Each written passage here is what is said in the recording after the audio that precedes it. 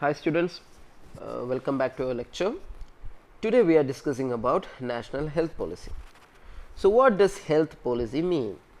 Health policy of a nation is its strategy for controlling and optimizing the social uses of its health knowledge of intended objectives. എന്താണ് ഒരു രാജ്യത്തിൻ്റെ health policy എന്ന് പറഞ്ഞാൽ എന്താണ്? അതൊരു സ്ട്രാറ്റജിയാണ്. എന്തിനു വേണ്ടിയുള്ള സ്ട്രാറ്റജി?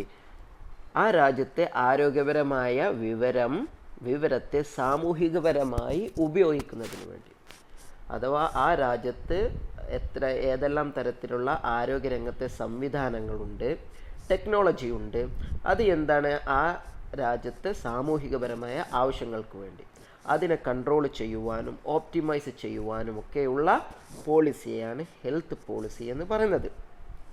അതായത് മറ്റൊരു തരത്തിൽ പറഞ്ഞാൽ ഒരു രാജ്യത്തിൻ്റെ കയ്യിൽ ആരോഗ്യപരമായ വിവരം, ടെക്നോളജി, ഹെൽത്ത് ടെക്നോളജി എത്രത്തോളമുണ്ട്, അത് ആ രാജ്യത്തിൻ്റെ അസുഖങ്ങൾ കുറക്കുവാൻ വേണ്ടി, രാജ്യത്തെ ജനങ്ങളുടെ ആരോഗ്യം മെച്ചപ്പെടുത്താൻ വേണ്ടി രൂപപ്പെടുത്തുന്ന പോളിസിയാണ് health policy of a nation എന്ന് പറയുന്നത്.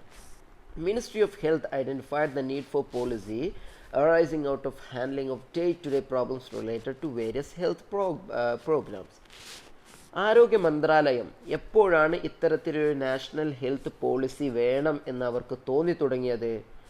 കാരണം ദിനേനയുള്ള ഒരുപാട് ആരോഗ്യ പ്രശ്നങ്ങളെ പരിഹരിക്കുന്നതിന് വേണ്ടി ഇത്തരത്തിൽ ദേശീയ തലത്തിൽ ഒരു ആരോഗ്യ പോളിസി, ഒരു ഹെൽത്ത് പോളിസി കൊണ്ടുവരണം എന്ന് ആരോഗ്യ മന്ത്രാലയത്തിന്, മിനിസ്ട്രി ഓഫ് ഹെൽത്തിന് ആലോചന വരികയായി. Ministry appointed a committee to review environment in the health sector and recommended a policy frame after needful consultation.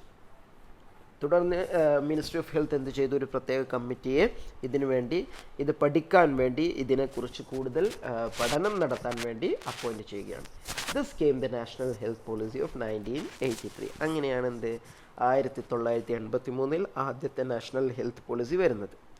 The joint WHO UNICEF International Conference in 1978 at Alma Mater declared that the existing gross inequalities in the status of health of people, particularly between developed and developing countries, as well as within the countries, is politically, socially, economically unacceptable. Health പോളിസിയുമായി ബന്ധപ്പെട്ട് ഒരു അന്തർദേശീയ conference നടക്കുന്നുണ്ട്. അതാണ് the joint WHO and UNICEF international conference. WHO world health ഓർഗനൈസേഷനും യൂണിസെഫും കൂടി ഒരുമിച്ച് നടത്തിയ കോൺഫറൻസാണ് 1978 USSR, അന്നത്തെ റഷ്യക്ക് മുമ്പുള്ളതാണ് USSR അൽമ അട്ട എന്ന സ്ഥലത്ത് വെച്ച് നടത്തിയ 1978 കോൺഫറൻസ്. അതിൽ അവർ പ്രഖ്യാപിച്ചത് എന്താണ്? ഇപ്പോൾ നിലനിൽക്കുന്ന ഇനിക്വാലിറ്റീസ്, അസമത്വങ്ങൾ, ആരോഗ്യരംഗത്തെ ജനങ്ങൾക്കിടയിലുള്ള അസമത്വങ്ങൾ, അതുപോലെ ഡെവലപ്ഡും ഡെവലപ്പിംഗ് രാജ്യങ്ങൾക്ക് ഇടയിലുള്ള ഇത്തരം അസമത്വങ്ങൾ എന്താണ്? ഒരിക്കലും സ്വീകാര്യമാവാത്തതാണ്. ജനങ്ങൾക്കിടയിൽ, ഒരു രാജ്യത്തെ ജനങ്ങൾക്കിടയിലും അതുപോലെ തന്നെ രാജ്യങ്ങൾക്കിടയിലും ആരോഗ്യപരമായ സേവനങ്ങളിൽ, ടെക്നോളജിയിൽ വരുന്ന അസമത്വം അസ്വീകാര്യമാണ്. അത് പരിഹരിക്കാൻ ഉള്ള നടപടികൾ രാജ്യങ്ങൾ സ്വീകരിക്കണമെന്നാണ് അവർ ഈ സമ്മേളനത്തിലൂടെ പ്രഖ്യാപിച്ചത്. The Alma Ata Declaration of 1978 emerged as a major milestone in the 20th century in the field of public health, and it identified primary health care as the key to the attainment of the goal of health for all around the globe. ഈ ഒരു പ്രഖ്യാപനം, അൽമ അട്ടയിൽ നടന്ന 1978 പ്രഖ്യാപനം 20ാം നൂറ്റാണ്ടിലെ പ്രധാനപ്പെട്ട ഒരു സംഭവമായിരുന്നു. അവർ മുന്നോട്ട് വെച്ചത് എന്താണ്? പ്രൈമറി ഹെൽത്ത് കെയറിൻ്റെ പ്രാധാന്യം, അടിസ്ഥാനപരമായ ആരോഗ്യ സംവിധാനങ്ങളുടെ പ്രാധാന്യവും, അതുപോലെ ഹെൽത്ത് ഫോർ ഓൾ, എല്ലാ ജനങ്ങൾക്കും ആരോഗ്യം ആരോഗ്യ സംരക്ഷണം ലഭിക്കണമെന്ന കൺസെപ്റ്റും അവരാണ് മുന്നോട്ട് വെച്ചത്. The Alma Ata Conference called for acceptance of the WHO goal of health for all by 2000 AD and the primary health care as a way to achieve health for all. Alma Ata conference എന്താണ് മുന്നോട്ട് വെച്ചത്? WHO world health ഓർഗനൈസേഷൻ്റെ ലക്ഷ്യമായ health for all, അത് 2000 AD ആകുന്നതോടുകൂടി അത് എല്ലാ രാജ്യങ്ങളും നടപ്പിലാക്കുകയും അതിൽ തന്നെ ഏറ്റവും പ്രാധാന്യം നൽകേണ്ടതാണ് പ്രൈമറി ഹെൽത്ത് കെയറിനാണ്. അടിസ്ഥാന ആരോഗ്യ സംരക്ഷണത്തിനാണ് ഏറ്റവും പ്രാധാന്യം നൽകുന്നത്. അപ്പോൾ ഇത് നമ്മൾ സൂചിപ്പിച്ച എന്തിനാണ്? ഈ ഡിക്ലറേഷൻ ഇൻ്റർനാഷണൽ കോൺഫറൻസിന് ശേഷമാണ് ഇന്ത്യയിൽ ഒരു നാഷണൽ ഹെൽത്ത് പോളിസിയെക്കുറിച്ചുള്ള ചർച്ച നടക്കുന്നതും അതിനുവേണ്ട മുന്നൊരുക്കങ്ങൾ മിനിസ്ട്രി ഓഫ് ഹെൽത്ത് നടത്തുന്നതും. ഓക്കെ, എന്തൊക്കെയായിരുന്നു ഇന്ത്യയിലെ national health policy? 1983 national health പോളിസിയിലെ പ്രധാനപ്പെട്ട കാര്യങ്ങളെന്ന് നോക്കാം. The Ministry of Health and Family Welfare, Government of India, evolved a national health policy in 1983 till 2002. 1983 രൂപം കൊടുത്ത NHP അഥവാ നാഷണൽ ഹെൽത്ത് പോളിസി 2002 വരെ ഉള്ളതായിരുന്നു. The policy lays stress on preventive and promotive public health and rehabilitation aspects of healthcare. Policy ഏതെല്ലാം കാര്യങ്ങൾക്ക് ഊന്നൽ നൽകുന്നതിനോ? ഒന്ന് prevention അഥവാ പ്രതിരോധം, രണ്ടാമത്തെ പ്രൊമോട്ടീവ് പബ്ലിക് ഹെൽത്ത് പൊതു ആരോഗ്യത്തെ കൂടുതൽ മെച്ചപ്പെടുത്തുക, പ്രൊമോട്ട് ചെയ്യുക, and rehabilitation aspects of health care രോഗികളെ റീഹാബിലിറ്റേറ്റ് ചെയ്യുക, അവരെ പുനരധിവസിപ്പിക്കാനുള്ള സംവിധാനങ്ങൾ. The policy stresses the need of establishing comprehensive primary healthcare services to reach the population in remote area of the country. ഈ പോളിസി ഊന്നൽ നൽകുന്ന മറ്റൊരു കാര്യം എന്താണ്? The need for establishing comprehensive primary healthcare service. അടിസ്ഥാനപരമായ ആരോഗ്യ സംവിധാനങ്ങളുടെ സേവനങ്ങളുടെ ഒരു വളരെ സംക്ഷിപ്തമായ ഒരു സംസ്ഥാപനം, എസ്റ്റാബ്ലിഷ്മെൻറ്റ് നടക്കണം. എന്തിനു വേണ്ടി? വളരെ ഒറ്റപ്പെട്ട് ജീവിക്കുന്ന ജനവിഭാഗങ്ങൾക്കിടയിൽ, അതാണ് റിമോട്ട് ഏരിയയിൽ താമസിക്കുന്ന പോപ്പുലേഷനിലേക്ക് പോലും അത് എത്തുന്ന രീതിയിൽ അല്ലേ? രാജ്യത്തിൻ്റെ പല ഭാഗത്ത് എന്താണ്? ജനവിഭാഗം ഒറ്റപ്പെട്ടാണ് താമസിക്കുന്നത്. അപ്പോൾ അത്തരത്തിലുള്ള സ്ഥലങ്ങളിലേക്ക് കൂടി എത്തുന്ന രീതിയിൽ എന്താണ് പോളിസി രൂപപ്പെടുത്തണം. India had its first national policy in 1983. 1983 ഇന്ത്യയുടെ ആദ്യത്തെ നാഷണൽ പോളിസി വരുന്നത്. അഥവാ സ്വാതന്ത്ര്യത്തിന് ശേഷം 36 വർഷം കഴിഞ്ഞിട്ടാണ് ഇന്ത്യ അത്തരത്തിലൊരു നാഷണൽ ഹെൽത്ത് പോളിസി കൊണ്ടുവരുന്നത്. ഇനി എന്തൊക്കെയായിരുന്നു 1983 NHPയുടെ ഒബ്ജക്റ്റീവ്സ്, ലക്ഷ്യങ്ങൾ എന്തൊക്കെയായിരുന്നു എന്ന് നോക്കാം. ആദ്യത്തെ objective, a phased time bound programme for setting up a well dispersed network of comprehensive primary health care service. സംക്ഷിപ്തമായ പ്രാഥമിക ആരോഗ്യ സേവനങ്ങളുടെ ഒരു വലിയൊരു നെറ്റ്വർക്ക്, ഒരു full fledged network linked with extension and health education. അത് എന്തിനായിട്ട് ലിങ്ക് ചെയ്യണം?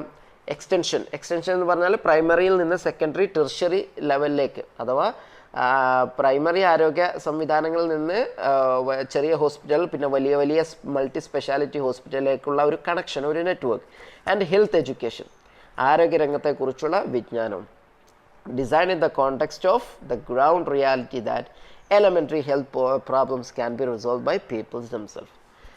ഈ ഒരു കൺസെപ്റ്റ് എങ്ങനെയാണ് വന്നത്? അടിസ്ഥാനപരമായ പ്രാഥമിക ആരോഗ്യ സംവിധാനങ്ങൾ ഇത്ര അധികം മെച്ചപ്പെടുത്തണം എന്ന കൺസെപ്റ്റ് എവിടെ നിന്ന് വന്നു? കാരണം ജനങ്ങളുടെ ചെറിയ ചെറിയ ആരോഗ്യ പ്രശ്നങ്ങൾ ജനങ്ങൾക്ക് തന്നെ സ്വയം പരിഹരിക്കാം. ഉദാഹരണത്തിന് എന്താണ്? നമ്മുടെ നല്ല രീതിയിലുള്ള സാനിറ്റൈസേഷൻ അഥവാ ക്ലെൻലിനെസ്, വൃത്തി കാത്തു സൂക്ഷിക്കുക, ഇതൊക്കെ എന്താണ്? പ്രാഥമിക ആരോഗ്യവുമായി ബന്ധപ്പെട്ടതാണ്. അപ്പോൾ ഇത്തരത്തിലുള്ള കാര്യങ്ങൾ നോക്കിയാൽ ജനങ്ങൾക്ക് അവരുടെ ചെറിയ ചെറിയ ആരോഗ്യ പ്രശ്നങ്ങൾ അവർക്ക് തന്നെ പരിഹരിക്കാം.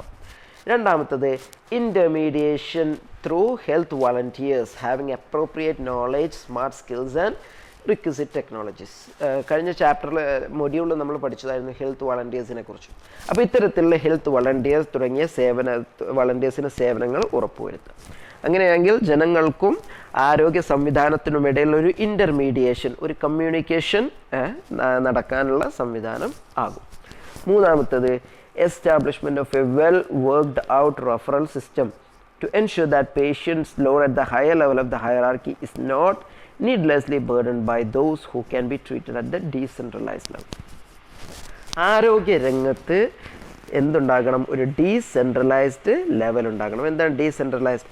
ജനങ്ങൾ ഒരു അടിസ്ഥാനപരമായ ഒരു അസുഖം ഉണ്ടാകുമ്പോൾ ആദ്യം ചെറിയ ചെറിയ clinic, medical primary health care തുടങ്ങിയ സംവിധാനങ്ങളിലേക്ക് പോവുകയും ആവശ്യമുണ്ടെങ്കിൽ മാത്രം അവർ റെഫർ ചെയ്യുന്ന ഒരു സംവിധാനം, അപ്പോൾ നമ്മുടെ പ്രാഥമിക ആരോഗ്യ കേന്ദ്രത്തിലേക്ക് പോകുന്നു, ഒരു അസുഖമുണ്ടാകുമ്പോൾ അവിടെ നിന്ന് ചെക്ക് ചെയ്ത് അവർ പറയുന്ന, അവിടുത്തെ ഡോക്ടർ പറയുന്നു നിങ്ങൾ വലിയൊരു ബ്ലോക്ക് ഹോസ്പിറ്റലിലേക്ക് പോകണം, അല്ലെങ്കിൽ ജില്ലാ ആശുപത്രിയിലേക്ക് പോകണം. എന്നിട്ട് തുടർന്ന് ജില്ലാ ആശുപത്രിയിൽ നിന്ന് അവരെ റെഫർ ചെയ്യുന്നു, നിങ്ങൾ മെഡിക്കൽ കോളേജിലേക്ക് പോകണമെന്ന്.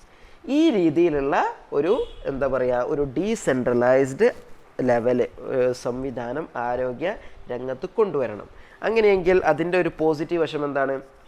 വലിയ വലിയ ഹോസ്പിറ്റലുകൾ, മെഡിക്കൽ കോളേജുകളൊക്കെ നേരിടുന്ന തിരക്ക് കുറക്കാൻ അതുമൂലം കഴിയും. കാരണം വലിയ വലിയ ഹോസ്പിറ്റലിലേക്ക് പോകുന്ന ഒരുപാട് പേർ ചെറിയ പനി, ചെറിയ ജലദോഷവുമായിട്ട് ചെല്ലുന്നവരാണ്. അപ്പോൾ അത്തരത്തിലുള്ളവയ്ക്ക് എന്ത് ചെയ്യാം? കുറക്കാം, ആ തിരക്ക് കുറക്കാം. നാലാമതായിട്ട് പറയുന്നത് an integrated network of evenly spread speciality and super speciality services. Speciality അതുപോലെ സൂപ്പർ സ്പെഷ്യാലിറ്റി സേവനങ്ങളുടെ ഒരു വിപുലമായ സംവിധാനം, നെറ്റ്വർക്ക്. അതോടൊപ്പം തന്നെ ഈവൻലി ഡിസ്ട്രിബ്യൂട്ടഡ് എന്ന് പറഞ്ഞാൽ ഒരു പ്രദേശത്ത് ഒരു നാട്ടിലെ എല്ലാ ജനങ്ങൾക്കും ഒരുപോലെ എത്തിപ്പിടിക്കാൻ കഴിയുന്ന രീതിയിൽ അതിനെ വിസ്തീർണമാക്കുക. Encouragement of such facilities through private investment for patients who can pay. അതോടൊപ്പം തന്നെ എന്താണ്, സാമ്പത്തികമായി ശേഷിയുള്ള രോഗികളാണെങ്കിൽ അവരെ കൊണ്ട് തന്നെ ഇത്തരത്തിലുള്ള എന്താണ് ആരോഗ്യരംഗത്തെ അവർക്ക് വേണ്ട സേവനങ്ങൾക്ക് അവരിൽ നിന്ന് തന്നെ വില ഈടാക്കുക. അല്ല എന്നുണ്ടെങ്കിൽ സാമ്പത്തികമായി പിന്നോക്കം നിൽക്കുന്ന ജനവിഭാഗങ്ങൾക്ക് ഗവൺമെൻറ് അതിനുള്ള സംവിധാനം കാണുക. ഇത്തരത്തിൽ തുടങ്ങിയ ഒബ്ജക്റ്റീവ്സ്, ലക്ഷ്യങ്ങളായിരുന്നു നാഷണൽ ഹെൽത്ത് പോളിസിക്ക് ഉണ്ടായിരുന്നത്. ബാക്കിയുള്ള കാര്യങ്ങൾ നമ്മൾ വരുന്ന ക്ലാസ്സിൽ പഠിക്കുന്നതായിരിക്കും. Okay students, clear your doubts. See you in the next class. Bye.